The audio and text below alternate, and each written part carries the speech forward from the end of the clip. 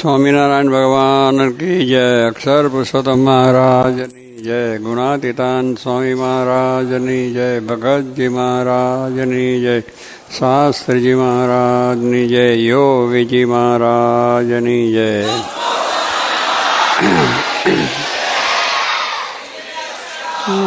સૌની જય જય જય જય. આટલું આજના દિવસનો છે. એમાં આજે સભાની અંદર પણ આપ બધા આવ્યા છો અને ખૂબ સારી રીતે કથા થઈ. અને અહીંના કોઠારીએ આજે જે કંઈ બધા હરિભક્તો જે નિયમ પાળે છે એ વાત સાંભળીને ખૂબ આનંદ થયો છે. એક ગૌરવ લેવા જેવી વાત છે કે નાના મોટા પણ આટલું એક મન ઉપર કાબૂ મેળવીને પણ ભગવાનને રાજી કરવાને માટે આ કાર્ય કરે છે. એમાં બીજી કંઈ ઈચ્છા, બીજી ભાવના નથી. આ નિયમ પાડીને કેવળ એક ભગવાન શ્રીજી મહારાજ રાજી થાય, પ્રસન્ન થાય એ માટે જ આ બધા એમના નિયમો છે. આ નિયમો બધા આપ બધાએ પણ સાંભળ્યા છે. તો આમાંથી આપ બધાએ પ્રેરણા લેવા જેવી વાત છે કે જો આપણે બધું ધારીએ તો કામ બધું થઈ જાય. પણ આપણા જીવનની અંદર બળ નથી એટલે થાય છે. ભગવાનનું જો બળ હોય, સંતનું બળ હોય, સત્સંગનું બળ હોય, કથા વાર્તા ભજનનું બળ હોય તો બધું જ કામ થઈ શકે છે. ન થાય એવું નહીં. સંસાર વ્યવહારનું કરીએ, કેટલા કઠણ કામ હોય તો સંસારમાં આરપાર ઉતરીએ છીએ. નોકરી ધંધાની અંદર પણ કેટલી મુશ્કેલીઓ હોય તોય પણ એમાં આરપાર ઉતરીએ. જો દ્રઢતા છે તો દ્રઢતા જોઈને મદદ કરે મોરારી. કેટલાકને આ નિયમ પાડવામાં એ થાય કે આપણાથી ન થઈ શકે. ન થઈ શકે એટલે તો પછી એને ભગવાનનું બળ નથી, ભગવાનનો મહિમા નથી તો એવો વિચાર આવે. પણ ભગવાનનો બળનો છે કે ના, શું થાય? બધું જ થઈ શકે છે. અને આપણે જોયું કે આ નાના મોટા બધા આવ્યા, એમને એટલી મક્કમતાથી આ કર્યું છે. નિયમ એટલે નિયમ છે એ આપણા જોઈએ જ કે આપણા જીવનમાં જેમ બધી બીજી વસ્તુને આપણે કરીએ છીએ, પણ નિયમ જોમાં હોય તો નિયમથી આગળ વૃદ્ધિ થાય. સત્સંગની અંદર આ બધા છે એ નિયમની વાત છે કે જો આપણું જે નિયમ કે અત્યારે લોકોએ નિયમ લીધું તો એ પાડી શક્યા છે. એમાં આપણે જે પાડી શક્યા છે અને ખરેખર એ ચાલ્યું છે. નાનો છોકરો પણ જો ઉપવાસ કરી શકતો હોય, મોટા હરિભક્તો પણ વચનામતની વાત કરી તો એ પણ નિયમિત રીતે વાંચી શકતા હોય, બીજી રીતના પણ ઉપવાસો કરી શકતા હોય અને બીજી રીતના પણ ટીવી ન જોવું, ટીવી ઘરમાં ન રાખવું, છોકરાઓને પણ એ જાતનું જ્ઞાન આપે. આ જો નિયમો પાડ્યા છે, ખાલી આ વાત નથી, પાડ્યા છે. આ તો પ્રત્યક્ષ આપણે જોયું, સાંભળ્યું. તો એમાં આપણે જો પણ એ કરીએ તો થઈ શકે. તો શ્રીજી મહારાજે કહ્યું કે નિયમ, નિશ્ચય ને પક્ષ, ત્રણ વસ્તુ આપણા જીવનમાં દ્રઢ થઈ હોય તો આપણે પાકા સત્સંગે કહેવાઈએ. અને એ નિયમ, નિશ્ચય ને પક્ષ માટે આપણા હરિભક્તોના ઘણા દાખલા થયા છે મહારાજના વખતમાં, ત્યાર પછીથી ને અત્યારે થાય છે. તો એ પાડી શકે છે અને કામ કરી શકે તો આપણે પણ થઈ શકે એવું આપણે રાખવું જોઈએ. છોડ છે, એક વાયો છે, ફળ કેરી આંબો કરે, એને જો નિયમિત પાણી ના આપીએ તો એ સુકાઈ જાય. પણ એને જો નિયમિત તમે પાણી, ખાતરને પાણી નસીબને લાવે તાણી. ખેતીમાં પણ તમે નિયમિત રીતે ખેતરમાં વાવી આવ્યા પછી તમે જાઓ જ નહીં કે ચોમાસામાં આદ્રા નક્ષત્ર આવ્યું એટલે વાવેતર તો કરી દીધું, પણ પછી એ ખેતર હું જુઓ નહીં. એને દિવાળીએ કે મારે ત્યાં બાજરો છે હું લેવા જઉં, બાજરો કંઈ મળે નહીં. એ જે કંઈ વાવેતર કર્યું એમાં ફળ મળે નહીં, કારણ એની પાછળ નિયમિત રીતે પાણી, ખેર ખાતર પાણી થયું નથી તો એનો કંઈ લાભ ના થાય. પણ જો ખાતર પાણી કરો તો નસીબ લાવે તાણી બધું આપણામાં આવી જાય.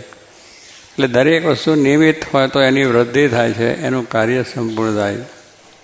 નોકરીમાં પણ તમે જો નિયમિત નોકરી કરો તો તમારો પ્રોગ્રેસ થાય, તમારો પગાર મળે, પ્રમોશન મળે, બધું નિયમિત હોય તો. પણ નિયમિત ના હોય તો પછી ઘર ભેગા જ બેહવું જોઈએ, પછી એ વૃદ્ધિ ના પામે, ઉલટો પાછો પડી જાય. તો સંસારની અંદર પણ આપણે નિયમિત રીતનું જીવન જીવીએ તો કામ થાય છે. વેપાર કરનાર માણસો છે એ પણ નિયમિત રીતે જો ધંધામાં ધ્યાન આપે તો એને લાભ થાય. પણ નિયમિત ધ્યાન આપે, સવારે દુકાન ઉગાડે, બપોરે ઉગાડે, પછી સાંજે ઉગાડે, તો એનો ધંધો ચાલે નહીં. એ પછી ગ્રાહકો બીજા જતા રહે. પરદેશમાં તો એક બધું નિયમ જ હોય છે કે ભાઈ સવારે કેટલીક દુકાનો સવારે 5 વાગે ઉગાડવાની, કોઈ 6 વાગે, કોઈ 7 વાગે. કારણ કે એ વખતે એમનો જે ધંધો હોય, કારણ કે એટલાને છાપાનો વેપાર હોય તો છાપા 5 વાગ્યાની દુકાન ઉગાડે તો નોકરી જતા માણસો એ પેપર લઈ શકે. એટલે એને પણ ધંધામાં પૂરો નિયમ આપવું પડે તો આપણું કામ સરળ પ્રકારે થાય. ડૉક્ટર છે એ પણ પોતાનું દવાખાનું નિયમિત ઉગાડે, નિયમિત રીતે એની સર્વિસ આપે તો બધા એના દર્દીઓ એમની પાસે આવે, ન કે બીજા જતા રહે. એમ દરેકને પોતપોતાની ઓફિસો બીજું તો ચલાવવામાં નિયમિત હોય તો એનું કામ બરોબર ચાલે. અને અનિયમિત હોય છે એનું કામ ચાલે નહીં. અને પછી મૂંઝાય કે અમારું નથી જતું. પણ ભાઈ તું નિયમિત થા, તને ભગવાને શરીર આપ્યું છે ના શું થાય, બધું જ થઈ જાય. એમ આપણે પણ જો આ બધું છોકરાએ બધાએ કહ્યું મારે નિયમિત મંગળાના દર્શન કરવા છે તો થઈ શકે છે. હવે આપણે જો એક સ્વામી રાતના 12-1 વાગ્યા સુધી ફરતા હોય અને પછી સવારે 10 વાગે ઉઠવાનું થાય, કોઈ વખત 12 વાગે પણ થઈ જાય. કારણ કે આપણે નિયમિત સાંજે ભગવાનને સંભાળીને ચિંતા કરીને 10-11 વાગે સૂઈ જાઓ, સવારે 5-6 વાગે ઉઠી જ જવાય. પણ આ છોકરાઓ કે મોટાએ જાડું તો નિયમિત દર્શન કરે છે, મંગળાનું દર્શન કરે છે. એ તો કેટલું કઠિન લાગે કે સવારમાં ઉઠવું એ બહુ કઠિન લાગે, પણ એ કરે છે તો ના કેમ થાય, આપણે થઈ જાય. અને એ પ્રમાણે કથા વાર્તાનું અંગ રાખ્યું, રવિવારની સભાનું અંગ રાખ્યું કે ભાઈ રવિવારની સભામાં જવું. એમાં કેટલાય નિયમિત રીતે એમનો 84 વર્ષના રણછોડભાઈ જોગીમાના વખતના એમનો સત્સંગ છે. અને નિયમિત રીતે ત્યારથી જ પોતાનો સત્સંગ ચાલે છે. કારણ નોકરી કરતા હતા, ધંધો બધું કરતા હતા, વ્યવસાય કરતા હતા, પણ એ નથી પડવા દેવું. સભામાં જવું એટલે જવું. આપણે તો કેટલાક બીજા કામ ઊભા થઈ જાય રવિવારને દાડે, પણ એમ ના રાખે કે ભાઈ આ નામમાં લખ્યું કે આજે રવિવારે મારે આને અપોઇન્ટ છે, એની પાસે જવાનું છે, આ વસ્તુ છે, ફલાણું કરવું નહીં. આખા દિવસનો પ્રોગ્રામ લખી નાખે પણ અંદર લખે નહીં કે મારે 5 વાગે રવિની સભામાં જવું છે, એવું ના લખ્યું હોય. કારણ કે આપણે એની મહત્તા નથી સમજ્યા. આપણે કે આ નિયમ છે એની મહત્તા સમજવી જોઈએ કે એ નિયમ આપનાર કોણ છે કે જોગી મહારાજ. જોગી મહારાજ કેવા દિવ્ય પુરુષ હતા અને એમને આપણે આ નિયમ આપ્યો છે. અને આપણે એ નિયમ જો પાડીએ તો એમનો રાજીપો થાય અને પ્રસન્નતા થાય. પણ તે દાડે રવિવારે આપણે બીજો કામ આવી જાય એટલે એની અંદર આપણે પૂછવું જોઈએ. પણ જો પહેલેથી નક્કી કર્યું હોય કે આ રવિવાર થયા પછી સોમવારે નક્કી કર્યું હોય કે આ બધા મારા કામ છે એની અંદર આ રવિવારનો દિવસ છે મારે જવાનું હોય તો બધું કામ આખો પાછો થઈ શકે. અને કે એ કામ બગડે પણ નહીં, એ કામ પણ થાય અને આપણું કાર્ય પણ થાય ને આપણો સત્સંગ પણ થાય. એટલે નિયમ એ બહુ મહત્ત્વની વસ્તુ છે કે નિયમ પાળવાથી જોગી મહારાજ જેવા સંત રાજી થાય, કેટલો મોટો લાભ છે. ભગવાન પ્રસન્નતા થાય અને અંતે આપણે ભગવાનના સુખ પ્રાપ્ત થાય. તો એ પણ એક એવી વસ્તુ છે, પણ એમાં આપણે હજુ નિયમિત થઈ શકતા નથી. કેટલાય પણ આ રણછોડભાઈની વાત સાંભળો, આટલી ઉંમરે પણ એને આ નિયમ સાચવો છે તો આપણે કેમ ન સચવાય એવો વિચાર કરવો જોઈએ કે ભાઈ એ તો ભાઈ કરે પણ આપણાથી ન થાય. એટલે પતિ નહીં નાખ્યું, ચકલી નહીં નાખી કે મારાથી ન થાય તો પછી તમારો વ્યવહાર ચાલે છે એ કેમ ચાલે છે, ધંધામાં કેમ છે, નોકરીમાં એમાં કેમ બરોબર આપણે કામ કરીએ. તો આ પણ આપણે એક મોક્ષની બાબત છે. આપણે સત્સંગી થયા છે, મહારાજને રાજી કરવા છે, તો એ પ્રમાણે આપણું કામ હંમેશા હોય. તો સ્વામી કે નિયમિત સત્સંગ હોય તો એ સત્સંગ વૃદ્ધિને પામે, પણ નિયમિત ના હોય તો પછી ઘસારો લાગે. પછી એક દાડો ગયા બીજે દાડે ના ગયા તો કંઈ ચાલે. હવે એમાં સત્સંગી થયા છે પણ હવે અઠવાડિયામાં એક દિવસે પણ દર્શન ના થતા હોય તો આપણે એ કેવી રીતે કહેવાય. તો નિયમ એ બહુ અગત્યની વસ્તુ છે. નિયમ એ કરીને જ આપણે ભગવાનની પ્રસન્નતા થાય છે અને આપણે જીવમાં બળ આવે છે. તો આવી રીતે આપણા સત્સંગ જે આપણને મળ્યો છે એની અંદર જે મહારાજે આપેલા નિયમો છે એ આપણે પાળવાના છે અને એ પાળવાનું બળ પણ ભગવાન આપે છે. જો આ બધાને આપ્યું બળ ભગવાને, કંઈ થઈ શકે એવું નથી. આપણે જાણીએ છીએ કે આમાં જેટલા કાયા છે એમને પ્રવૃત્તિ છે, એમને બૈરા છોકરા છે, એમને કુટુંબ છે, બધું છે, પણ છતાંય એમને એક ડરતા છે કે આપણે કરવું છે તો થઈ શકે છે અને સારી રીતે થાય છે. એક છે જોગી મહારાજ એક વાત કરતા ખાસ કે એક કુંભાર ભગત હતા અને એક મુસલમાન. એટલે કુંભાર છે એને માટી ખોદવા માટે જરા દૂર જવું પડે. એને પેલી માટી લાવી પલાળીને માટલા કરવા હોય તો એ દૂર જાય એટલે સવારે ખોદી લઈને આવીને કરીને કરે.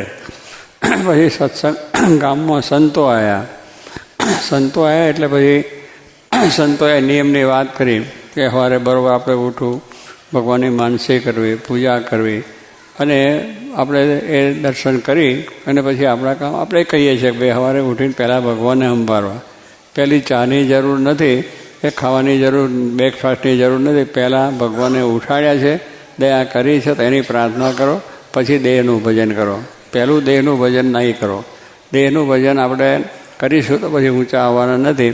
પણ કેટલાક એ સારું શરીરનો પહેલી ચા હોય, ટીવી જુએ, વળી પેલું મંડે, ભાઈ એની ક્યાં જરૂર છે? ભલા પહેલાં ઉઠાડ્યા ભગવાને, આપણને મોટી કૃપા થઈ છે, નકર ઊંઘમાં ચાલ્યા જાય.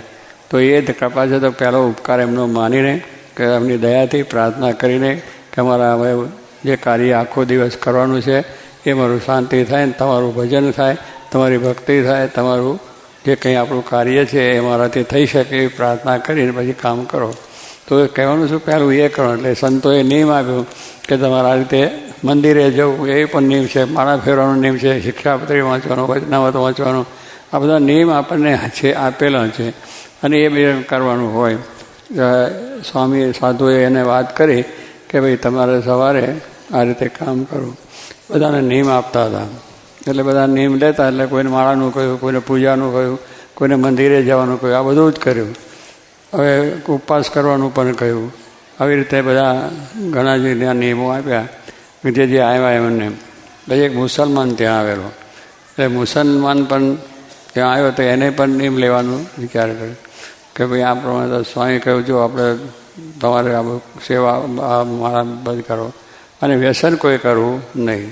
દારૂ કે બીજું ત્રીજું જે હોય કે માંસાહાર કે બીડી તમાકુ ના પીવું, એ બધું નિયમ પાળવાની પીવું. અને મંદિરે તેમ તો અમારાથી નહીં થાય સ્વામી, એ નિયમો નહીં પાડી શકું. સ્વામી કહે છે શું? તો એક નિયમ તમે રાખો બસ. અમે કહીએ કે દરરોજ અમારા કુંભાર ભગત છે સત્સંગી, એનું સવારમાં વહેલા તમે ઉઠીને બીજું કામ કરતાં પહેલાં એનો દર્શન કરવા તમારે બસ. એ નિયમ રાખો. તો સ્વામી એ તો પડશે અને કરીશું. એટલે પછી એ પ્રમાણે ચાલ્યું. પછી દરરોજ સવારે સ્વામીના નિયમ પ્રમાણે ઉઠે ને કુંભારને ત્યાં કામ કરતો હોય ત્યાં જઈને એના દર્શન કરીને પછી કામે જાય. એવું કેટલા વખત ચાલ્યું. પછી એક વખત કુંભાર માટી ખોદવા માટે આખો ત્યાં અડધો માઇલ જે કંઈ છે માટીનું ખોદવાનું ત્યાં ગયો. પોતાનું એક ગધેડું ને લાખ ને પાવડો લઈને ત્યાં ખોદી અને એમાં ખોદતા એને એક ચરુ મળ્યો. પહેલાં તો દાટતા હતા લોકો એટલે ચરુ સોનાનો ભરેલો લગડીને બધું સારું એ ભરેલો જોતો ખોદતા આવ્યો એટલે પછી એને આમ ખોદીને બહાર કાઢ્યો તો ચરુ છે. એ કુંભાર બહુ રાજી થઈ ગયો અને એ પ્રમાણે એ પોતે એને જરા સાફ સફાઈ કરીને ઠેકાને મૂકી દે, કોઈ જુએ નહીં એમ કરે. અને ચરુ આવ્યો પછી એ બહાર કુંભાર આમ જુએ, પાછો સાફ કરીને આમ કોઈ આવી ગયું નથી, જોઈ જશે મારું ચરુ લઈ જશે તેમ કર્યા કરે. એમાં પહેલાં એને નિયમ હતું મુસલમાનને એનું દર્શન કરવાનું. તે સવારે ત્યાં કુંભારને ઘરે ગયો, ના જોયો તો એ ખોદવા ગયો છે ત્યાં ગયો અને ત્યાં જઈને એ ખાનમાં ખોદતો હતો. ત્યાં જઈને આમ જોયું, પેલા કુંભાર આમ જોયું કે આ છે. એટલે પહેલાં એ કુંભારને તો મારું જોવાનું હતું, બીજું દર્શન કરવાનું, બીજું કંઈ હતું નહીં. એટલે જોઈ અને આમ પાછો વળી ગયો. એટલે કુંભારને શંકા પડી કે આ મારું વાત છે જોઈ ગયો આવો એ, અને એટલે જ પાછો કામમાં જઈને જો કશે વાતો તો મારું બધું લઈ લેશે ને એને થઈ જાય. એટલે એને થયું કુંભારને કે ઓ ત્યાં ભાઈ ઊભા રહ્યો. પેલો કે નહીં દેખ લ્યા હું ત્યાં મેં દેખ લ્યા, બીજું કંઈક નથી. પેલો કે આપણે ઊભા રહ્યો કે ના દેખ લે એટલે કે મારે કામ છે. એટલે 2-3 વખત તો દેખ લે, નહીં આપણે બેનો ભાગ અડધો ઊભા રહ્યો. પછી એને કહેવું પડ્યું કે આ જો જશે બધું જ છે, એના કરતાં તારા આપણો ભાગ બહેનો. પેલું એને તો દેખવાનું હતું, મુસલમાન તો એનું દર્શન કરવાનું હતું. એને કંઈ બીજી જોયું છે કર્યું છે એવું નહોતું કે એની વાતને લેવું પણ એને એટલું જ કે દેખ લ્યા. પેલું નિયમ આપ્યું હતું, આ નિયમનું પાલન થયું એની વાત કરવી. તો તો એ પછી મિયાભાઈ કહ્યું કે આને કંઈક છે. એ પાછા આવ્યા ને બધા કહ્યું જો આ મને ચરુ મળ્યો છે આપણે બેનો ભાગ. પહેલાં તો એને મળ્યું અને થયું એટલે મિયાભાઈ રાજી થઈ ગયા. તારે કહેવાનું શું છે કે જો એક આવું નિયમ રાખ્યું જાણે અજાણે થાય તો પણ આ ફાયદો થાય છે. તો આ તો ભગવાનનું મોક્ષનું કામ છે. આપણે આ જે નિયમ લે છે મોક્ષનું છે અને એ મોક્ષના નિયમમાં પણ જો ખટકો રાખીને પાલન કરીએ તો આપણું કલ્યાણ થઈ જાય, આપણું મોક્ષ થઈ જાય એવી આ વાત છે. કારણ કે આ નિયમ આપનાર કોણ છે? પહેલું તો એ છે કે નિયમ તો આપણે દુનિયામાં બધા ઘણા માણસો આપે કે જાઓ તમે દારૂ પીવાનો નિયમ રાખજો, એમાંય નિયમ આપે. એ કંઈ નિયમ પાડવાનો છે? એ તો એ છે, એવું નિયમ નથી. નિયમ તો આપણા પવિત્ર શુદ્ધ થઈએ, ભગવાન રાજી થાય એવા નિયમ છે જે સાચો પાડવાનો. તો એ નિયમ સંત આપે છે શા માટે? આપણા કલ્યાણ માટે. તો આજે આ બધા ભક્તોએ જે કંઈ નિયમ લીધા છે અને એ પાલન કરે છે, ભગવાન એમને ઘણું બળ આપે. કુટુંબમાં પણ આવું બળ મળે અને બધા સત્સંગીઓમાં પણ આવું બળ મળે એ માટે મહારાજને પ્રાર્થના કરીએ છીએ. અને બધી એવી દ્રઢતા કરજો કે આપણે પાડવું છે. જેને જેટલું શ્રદ્ધા હોય એટલું પણ પાડવું. એક માળા ફેરવાનું નહીં હોય તો એક માળા ફેરવાનું, અને વચનામત એક વાંચવાનું તો એક વચનામત વાંચવું, નિયમિત વાંચવું, અને બીજું રિપીટ કરવું. બીજું વચનામત પછી સ્વામીનું જીવન ચરિત્ર, ભગવાનનું ચરિત્ર છે, અને હાસ્ય મહારાજનું, જોગી મહારાજનું જીવન ચરિત્ર બધા વાંચવાનું. વાર પછી નિયમ વાંચવા. ચાતુર્માસમાં નિયમ આપવામાં આવે છે આપણે બધાને, એ પણ આપણે એનું પાલન. મારા શિક્ષાપત્રીને લખ્યા છે કે ચાતુર્માસમાં નિયમ બધા વાંચન, ભગવાનના ગ્રંથોનું વાંચન કરવાનું, દંડવત કરવાનું, માળા કરવાનું, પગે લાગવાનું, આ બધા નિયમો આપ્યા જ છે. તો એ નિયમો જો આપણે સારધાર પાડીએ તો ભગવાન રાજી થઈ જાય અને ભગવાનની પ્રસન્નતા થાય. તો એ માટે મહારાજને પ્રાર્થના કરીએ કે આવું બળ બધાને મળે અને આ પ્રમાણે હંમેશા આપણને આવીને આવી ભક્તિ કરવાનો, ઉત્સાહ કરવાનો, ઉત્સવો આવા ઉજાવવાનો ભગવાન બળ આપે એવી પ્રાર્થના. સહજાનંદ સ્વામી મહારાજની.